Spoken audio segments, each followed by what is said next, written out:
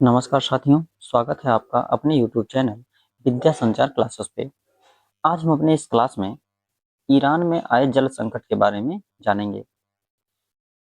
इस समय ईरान में बहुत ज़्यादा जल संकट छाया हुआ है।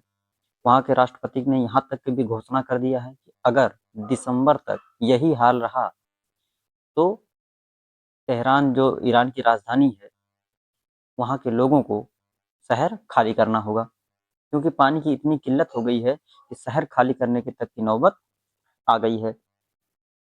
वहाँ क्या-क्या रीज़न रहे कि पानी की कमी हो गई, क्या कारण रहे, उसको हम इस वीडियो में आगे जानेंगे। वहाँ के बाँध जो हैं, बाँध में जो पानी स्टोर किया जाता है, वो भी सब सूख गए, नदियाँ सूख रही हैं। तो क्या-क्या रीज़न रहे हैं ईरान में जल संकट के, ये हम देखते हैं। आज ईरान में आज ईरान में पानी का जो संकट है, उसके बीच उसकी राजनीतिक यात्रा में छिपे हैं। राजनीति भी इसके पीछे बहुत कारण है। पहलवी के शासनकाल में इस देश ने पूरा जोर औद्योगिक और आधुनिकीकरण पर लगाया।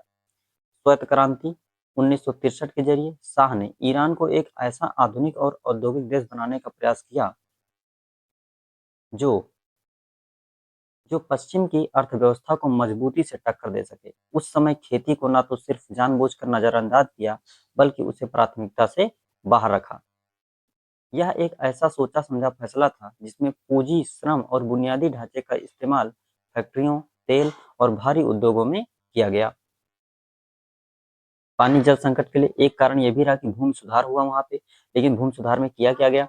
बड़ी-बड़ी जागीरों को छोटे-छोटे हिस्सों में बाँट दिया गया और जमींदार किसान के पारंपरिक रिश्ते खत्म कर दिए गए। समानता के उद्देश्य से किए गए इस सुधार ने खेती किसानी के कामों को प्रभावित किया और ग्रामीण कुलीन वर्ग को अलग-थलग कर दिया। चूंकि पूंजी और सिंचाई के बुनियादी ढांचे का अभाव हो गया, इसीलिए कई छोटे किसानों ने शाह के आधुनिकीकरण को ईरान की पारंपरिक कृषि व्यवस्था के खिलाफ माना। एक कारण ये भी है, इराक ईरान युद्ध भी एक कारण है। जब इराक और ईरान का युद्ध हुआ तो वहाँ की सरकार ने क्या किया? वहाँ की सरकार ने बड़े पैमाने पर खेती और बांधों को बढ़ावा दिया तथा पानी की खपत वाली फसलों को सब्सिडी दी। कहने का मतलब कुछ फसलें ऐसी होती हैं जिसमें पानी की मात्रा सिंचाई में उनकी पानी की ज़्यादा मात्रा लगती है। तो सरकार ने क्या किया? ऐसी फसलों को उगाने के लिए किसानों को सब्सिडी दी और जिससे क्या हो, किसान से ज़्यादा ऐसे फसल को उत्पादन किए। तो इससे क्या हुआ? किसानों ने ऐसे फसल का ज़्यादा से ज़्यादा उत्पादन किया और ज़मीन से पानी निकालते गए और धरती का जल का स्तर नीचे गिरता गया। तो आज के टाइम में पानी की किल्लत हो गई है। मतलब पानी का अंधाधुंध सेवन किया गया, ना तो उसका भविष्य के लिए कुछ सोचा गया कि क्या होगा आगे क्या नहीं होगा, और आज उसका खामियाजा ईरान भुगत रहा है। एक रीजन ये भी रहा कि गैर कानूनी कुएं खोदे गए और भ्रष्ट संरक्षण ने भूजल गिरावट तेज कर दी। अर्थात इसका मतलब ये है कि गैर कानूनी कुएं, वहां पर बिना सरकार की परमिशन से इतने सारे कुएं खोदे जाने लगे कि लोग या किसान अंधाधुंध उससे पानी बाहर निकालने लगे। लोग अपनी आवश्यकताओं की पूर्ति के लिए इतना ज्यादा पानी निकाले कि भूमि का जलस्तर नीचे गिरने लगा। और अन्य कारण देखते हैं, ये भ्रष्टाचार और गैर कानूनी तरीके से पानी निकालना क्या है इसमें? कुओं के बड़े पैमाने पर गैर कानूनी खुदाई ने पानी की कमी और बढ़ गई। हजारों गैर कानूनी कुओं ने बिना रोक टोक पानी निकाला जा रहा है। इनको अक्सर राजनेताओं का संरक्षण भी मिलता है। राजनेता क्या करते हैं? वोट लेने के लिए इसको संरक्षण देते हैं कि हमको भाई तो वोट चाहिए, लेकिन उनको क्या पड़ी है कि भविष्य में क्या होगा। भ्रष्टाचार और कानून को मजबूती से लागू न करने का मतलब है यह कानून वहां भी मनमाने ढंग से लागू किया जा रहा है। यहाँ के अधिकारियों को जुर्माना लगाने का कोई खास प्रोत्साहन नहीं दिया जाता और वे गठजोड़ से फायदा उठाने लगते हैं। चर्चा में क्यों आया ये? हालिया रिपोर्ट के अनुसार ईरान के उत्तर पूर्वी शहर मशहद को पानी की आपूर्ति करने वाले बांध के जलाशयों में जल स्तर 3% से नीचे गिर गया और देश गंभीर जल संकट से जूझ रहा है। राष्ट्रपति ने चेतावनी दी है कि यदि स्थिति नहीं सुधरी तो राजधानी तेहरान को खाली करना पड़ सकता है। जल संकट के मुख्य मुख्य क्या कारण है, देखते हैं। कुप्रबंधन और अक्षम शासन, बांध का अत्यधिक निर्माण किया गया, अवैध कुओं की खुदाई की गई और असंतुलित कृषि शामिल है। मतलब कृषि व्यवस्था भी असंतुलित है, ठीक तरीके से कृषि उसमें अंधाधुंध पानी का इस्तेमाल किया गया। अगला है अनुपयुक्त कृषि, किसान ईरान के पानी का लगभग 90% अधिक कृषि में उपभोग, मतलब ईरान में जितना पानी उसका 90% भाग कृषि में उपभोग। तो बताइए कितना पानी का बेवजह उपयोग किया गया। एक जलवायु परिवर्तन और सूखा भी है। आजकल पूरे विश्व में प्रदूषण या बढ़ रहा है इतना कि जलवायु परिवर्तन उससे हो रहे हैं। जलवायु परिवर्तन के कारण बारिश भी अच्छी नहीं हो रही है। तो क्या कारण है सूखा के? ईरान में स्वाभाविक रूप से शुष्क क्षेत्र स्थित है, वैसे भी ईरान में शुष्क क्षेत्र है और जलवायु परिवर्तन ने सूखे की घटनाओं को और बढ़ा दिया। एक तो ईरान पहले से ही शुष्क क्षेत्र है, ऊपर से जो बारिश या होती थी वहां पर, जलवायु परिवर्तन ने वो भी वहां पे मतलब घट गई और उससे ज्यादा और सूखे की स्थिति आ गई। पिछले 5 वर्षों से भयंकर सूखे की स्थिति से जूझ रहा ईरान। यही कारण है यही कारण है कि जिससे वर्षा में कमी आई है। मतलब 5 वर्ष से तो सूखा ही पड़ रहा है, तो वर्षा की कमी आई है और यही कारण है। और लोग जितना भी धरती से पानी निकालते जाओ, सरकार ने कोई रणनीति बनाई ही नहीं है कि हमारे देश में सूखा पड़ा हुआ है, बारिश हो नहीं रही है, तो क्या करें? कुछ ऐसी रणनीति बनाए जिससे लोग पानी धरती से कम निकालें, जिससे क्या हो, पानी की बचत हो जाए। लेकिन ऐसा सरकार ने कोई नियम कानून नहीं बनाया, जिससे आज ईरान में जल संकट छा गया है। आगे क्या है? पुराना पुराना बुनियादी ढांचा। शहरों में पानी की आपूर्ति प्रणाली पुरानी है, जिससे पानी का महत्वपूर्ण रिसाव है। शहरों में जो पानी की पाइपें बिछाई गई हैं वो टूटे फूटे हालत में है। सरकार ने उसको सुधारने की भी कोशिश नहीं की। जितना भी पानी जाता था कुछ रिस्क के बाहर फालतू में बह जाता था। तो ये सब भी रीजन पानी के समस्या के लिए है। आगे है भूजल का अत्यधिक दोहन। जितना भूमि से जो पानी निकाला गया उसका अत्यधिक दोहन किया गया। शक्तिशाली पंपों के उपयोग और गहरे कुओं की खुदाई ने भूजल भंडार खतरनाक दर पर समाप्त हो गया। जो भूजल भंडार था वो धीरे धीरे समाप्त होने की कगार पर पहुंच गया है, इतना ज्यादा दोहन किया गया। जल संकट का प्रभाव क्या क्या हो सकता है? पर्यावरण क्षरण हो सकता है। पर्यावरण क्षरण, प्रमुख नदियां सूख गई हैं और उर्मिया झील, ईरान में ही कौन सी झील है? उर्मिया झील। एग्जाम की दृष्टि से इस झील को याद रखिएगा। जैसे प्रमुख जल राशियां सिकुड़ गई हैं, जिससे नमक का मैदान कहाँ पाया जाता है? ईरान में। और धूल भरी आंधियां फैल रही हैं। धूल भरी आंधियां भी फैल रही हैं। जब सूखे की स्थिति रहेगा तो धूल भरी आंधियां फैलेंगी ही और नमक के मैदान भी फैल रहे हैं। अगला है सामाजिक अशांति।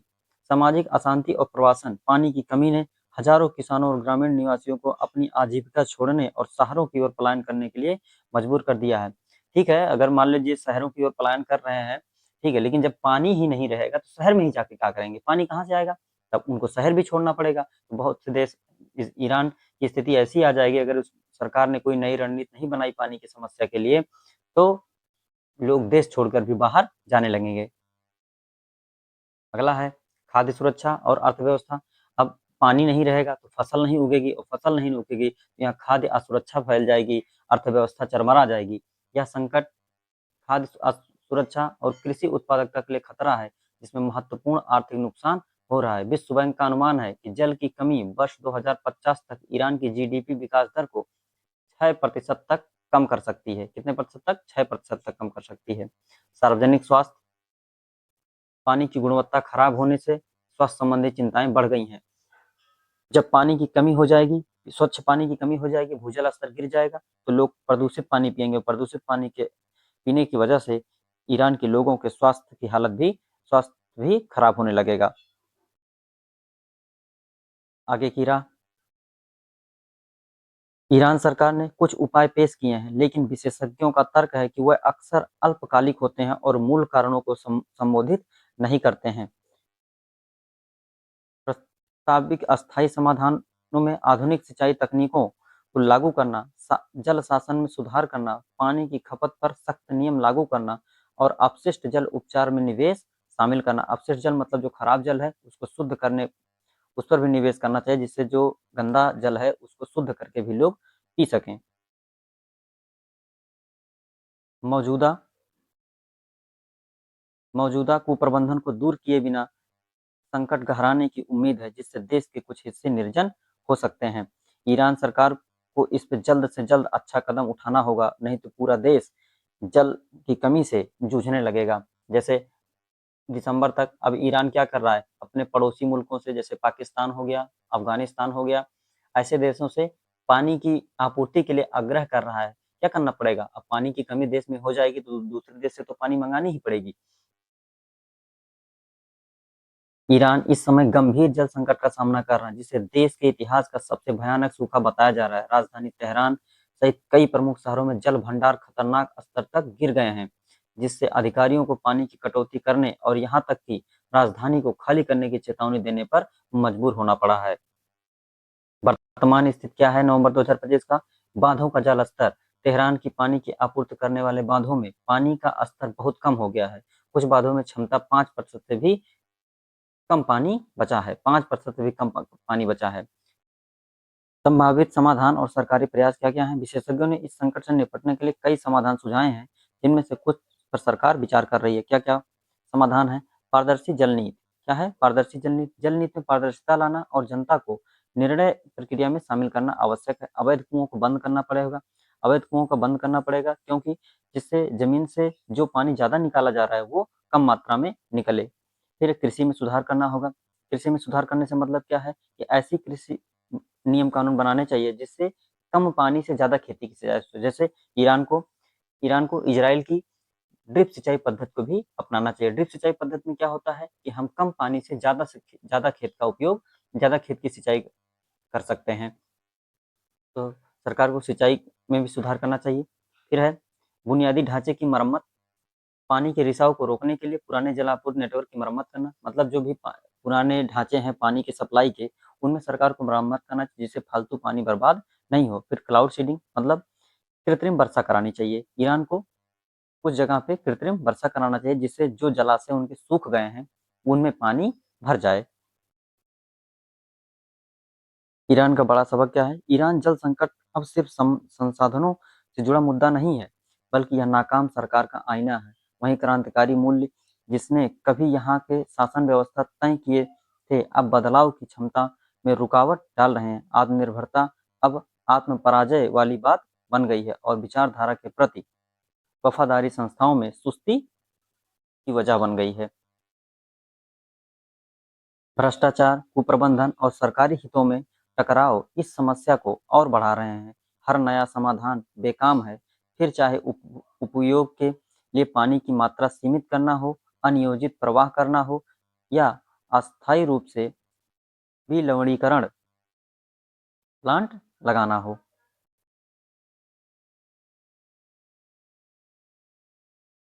ईरान में जो जल संकट छाया हुआ है, इससे भारत के लोगों को और भारत सरकार को भी सबक लेने की जरूरत है, क्योंकि भारत में भी कृषि के क्षेत्र में उपयोग बहुत ज़्यादा पानी का उपयोग किया जाता है। मतलब खेत में जितना पानी की ज़रूरत नहीं है, उससे ज़्यादा पानी किसान यहाँ के खेतों में भर देते हैं। रात में मोटर लगा देंगे, आके घर पे लेट जाएँगे, मतलब मोटर चलने दो, पानी जा रहा है, पता लगता है खेत में जितना पानी है, उससे ज़्यादा पानी भर जाता है, दूसरे के खेत में भी जा रहा है। तो सरकार को इन सब चीज़ों पे ध्यान देना चाहिए। हम तो कहते हैं कि सरकार को भारत देश में भी पानी की व्यवस्था को लेकर मतलब सतर्क हो जाना चाहिए कि आने वाले भविष्य के लिए पानी का संकट ना छाए, उसके लिए सरकार को नियम कानून ज़रूर बनाने हैं। सरकार को पानी पर भी कुछ टैक्स लगाने चाहिए। इतना मामूली टैक्स की दिक्कत भी ना हो किसी को और लोग पानी की बर्बादी को बर्बाद होने से रोकें भी। लेकिन आजकल क्या है, किसान जितना पानी की ज़रूरत है, उससे ज़्यादा अंधाधुंध उपयोग करता रहता है। तो किसी को नहाना है, एक मतलब 20 लीटर पानी नहाना है, तो वो 50 लीटर पानी नहा रहा है। तो इन सब चीज़ों पे सरकार को विशेष ध्यान देना होगा। हम पानी का संरक्षण कैसे कर सकते हैं? हम पानी का संरक्षण करने के लिए वर्षा जल को हम स्टोर कर सकते हैं, जैसे छत पर टंकी बनवा दें, उसमें पानी को स्टोर कर लें, या छत का पानी जहाँ गिरता है, वहाँ नीचे गड्ढा खुदवा दें, जिससे छत का पानी उस गड्ढे में स्टोर होता जाए और उस गड्ढे का पानी को बाद में हम खेत की सिंचाई में भी उपयोग कर सकते हैं। जहाँ नल हो, नल का पानी जहाँ बह के जाता हो, वहाँ भी हम गड्ढा बना सकते हैं, जिससे जो पानी बाहर पड़ा हुआ बर्बाद हो रहा है, वो पानी नीचे धरती में जाता रहे। भारत के भी किसान या लोग पानी का इतना अंधाधुंध सेवन कर रहे हैं कि दिन प्रतिदिन धरती का जल स्तर नीचे गिरता जा रहा है। जल स्तर तो गिर ही रहा है। एक ये भी है कि जल प्रदूषण भी बढ़ रहा है, जिससे क्या होगा, पीने का जो स्वच्छ पानी है वो कम उपलब्ध हो पा रहा है। पहले भूजल स्तर बहुत ऊपर रहता था, लेकिन आज वर्तमान टाइम में भारत के लोगों ने इतना ज़्यादा भूमि के जल का दोहन किया हुआ है कि जल स्तर नीचे गिर गया है। 40 फीट अगर नल है, पानी निकाल रहे हैं, तो वो शुद्ध माना ही नहीं जाता, क्योंकि शुद्ध नहीं, उसके हमको शुद्ध पानी पीना है तो 40 फीट 50 फीट नीचे से पानी निकालना पड़ता है। हम जल संरक्षण के लिए पेड़ पौधों को ज़्यादा से ज़्यादा लगाएं, क्योंकि पेड़ पौधे जो होते हैं वो वर्षा जल को धरती में संचित रखते हैं। जगह जगह तालाब, सरकार को तालाबों की खुदाई करवानी चाहिए, नहरों को साफ करवाना चाहिए। बहुत सारी चीज़ें हम जल संरक्षण के लिए कर सकते हैं। जबकि भारत के जितने भी नागरिक हैं उन लोगों को भी सोचना चाहिए कि हम बेवजह पानी को बर्बाद नहीं करें। जितना ज़रूरत हो पानी का उतना ही उपयोग पानी का हम करें, नहीं तो जो हाल आज ईरान का है वो हाल कभी भारत का भी हो सकता है। या भारत ही नहीं, दुनिया के सारे देशों को इस क्षेत्र में सोचने की ज़रूरत है कि जल ही जीवन है, जल ही जीवन है। जल अगर जल नहीं तो कुछ नहीं, क्योंकि अगर जल नहीं रहेगा तो पूरे देश की अर्थव्यवस्था चकरा जाएगी, क्योंकि लोगों को पीने का पानी नहीं मिलेगा। अगर जल नहीं रहेगा तो लोग खेती नहीं कर पाएंगे, जो खेती नहीं कर पाएंगे तो खाने को नहीं मिलेगा।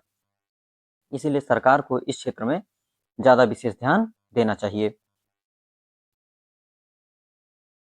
अब हम ईरान के बारे में कुछ फैक्ट को जानेंगे। ईरान की राजधानी क्या है? तेहरान है। ईरान की राजधानी तेहरान है। ईरान के उत्तर पूर्व में तुर्कमेनिस्तान देश है, पूर्व में अफगानिस्तान और पाकिस्तान से इसकी सीमा लगती है, पश्चिम में तुर्की से भी इसकी सीमा लगती है और इराक से भी इसकी सीमा लगती है। फिर अजरबैजान, इससे भी इराक इराक की सीमा लगती है।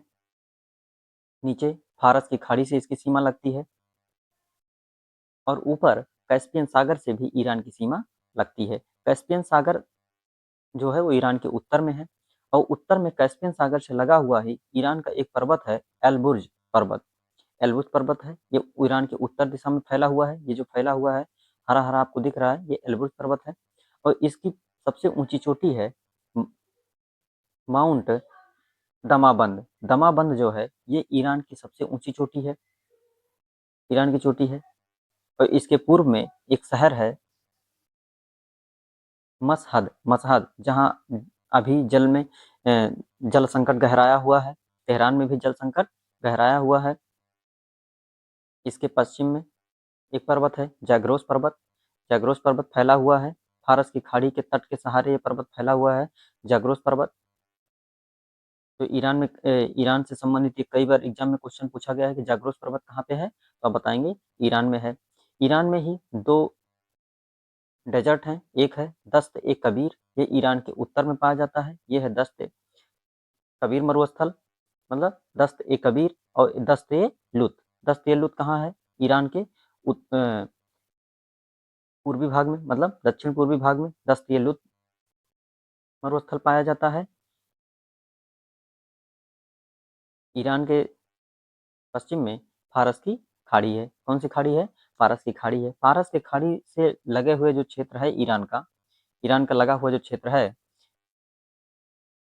फारस की खाड़ी से लगा हुआ जो ईरान का क्षेत्र है, ये तेल के भंडार की दृष्टि से बहुत महत्वपूर्ण क्षेत्र है। फारस की खाड़ी को और गल्फ ऑफ ओमान की खाड़ी को जोड़ने वाली एक जलसंधि है, ये बीच में जो जलसंधि है इसको कहा जाता है स्टेट ऑफ हार्मुज, मतलब हार्मुज की जलसंधि। हार्मुज जलसंधि पाई जाती है। हार्मुज जलसंधि किसको किसको जोड़ती है, तो आप बताएंगे फारस की खाड़ी को ओमान की खाड़ी से जोड़ती है। अगर ओमान की खाड़ी नहीं है तो अरब सागर दिया रहेगा, तो बताएंगे फारस की खाड़ी को अरब सागर से जोड़ती है। ईरान में ही उर्मिया झील पाई जाती है। ये कहाँ पे है? ये उत्तर पश्चिम भाग पर फैली हुई है, तुर्की के समीप ये झील है। कौन सी झील है? Lake Urmia. तेहरान, ईरान की जो राजधानी है तेहरान, ये किस पर्वत पर स्थित है, तो आप बताएंगे एल्बुर्ज पर्वत पर स्थित है राज, ईरान की राजधानी तेहरान। तो एग्जाम की दृष्टि से काफी इंपॉर्टेंट पॉइंट है। ज्योग्राफी में आपसे सवाल पूछ सकता है एल्बुर्ज पर्वत कहाँ है, आप याद रखिएगा। जग्रोस पर्वत कहाँ है, याद रखिएगा। फिर दस्त ए लुत, दस्त ए कबीर, कभी कभी एग्जाम में भी क्वेश्चन पूछ लेता है कि कौन सा मरुस्थल, दस्त कबीर और दस्त लुत में कौन सा मरुस्थल ईरान के उत्तर दिशा में पाया जाता है। तो आप हमेशा याद रखिएगा, कबीर जो है उत्तर दिशा में है और दस्त लुत दक्षिण दिशा में है। ईरान का ही एक शहर है इस्फहान, ये भी याद रखिएगा, एग्जाम में पूछा गया है क्वेश्चन। तो आशा करता हूँ कि आप लोगों को ये वीडियो पसंद आई होगी। चैनल पे तुम नए हैं तो लाइक कर दीजिए, सब्सक्राइब कर दीजिए और शेयर कर दीजिए। और आप लोगों से आग्रह है कि वीडियो को पूरा देखा करिए। आप वीडियो को पूरा देखेंगे तो आपको बहुत सारी चीज़ों की जानकारी होगी। और एग्जाम की दृष्टि, आजकल एग्जाम में भी आप लोग को पता है कि अब डीप क्वेश्चन पूछता है, ऊपर ऊपर पढ़ने से काम नहीं चलेगा। पूरा डीप नॉलेज रखेंगे तो एग्जाम में आपके लिए बहुत फायदेमंद होगा। धन्यवाद।